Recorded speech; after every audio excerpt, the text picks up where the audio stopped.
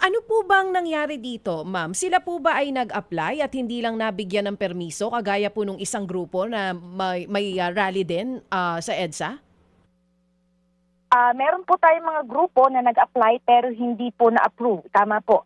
Hindi po na yung, although meron po sila mga request para po sila mag-conduct ng kanilang mga rallies, hindi po sila in-approve ng mga LGUs po na kung saan po sila nagpasa ng request. Oo. Ano daw po ang naging dahilan? Bakit hindi daw po napayagan yung grupo na iyon?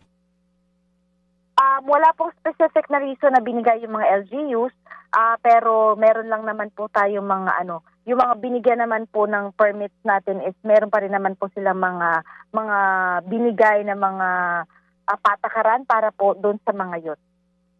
Okay, so major kasi po ang plano po naman noong Trillion Peso March Group ay klarado na po at meron ng ugnayan nga sa inyo, pati MMDA at sa LGU.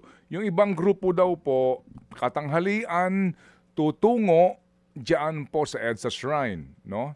Doon sila magtitipon-tipon at magpoprograma. Kapag ho ba ganon, wala na hong, ang inyo bang instruction sa mga tauhan nyo po on the ground ay dito po, papayagan na lang sila? Wala na ho itong debate, wala na ho itong, kasi doon nagsisimula yan kapag medyo may pagpipigil Ano ho ba ang instruction po sa inyo po ng pamunuan ng PNP, ma'am? Since po ang EDSA Shrine po ay isang private na lugar, minamanage po siya ng mga private na grupo. So doon maaari pong meron silang prior na coordination po dito sa management o dito pa sa mga nangangalaga ng EDSA Shrine po natin. Meron po silang mga inalaw, pero sa kanila na lamang po yun dahil ito naman po ay mga prayer rallies po. Okay, po kapag sila po ay nagmarcha papunta sa EDSA Ortigas, dito po sa People Power Monument, ano po, papayagan pa sila ho ng PNP?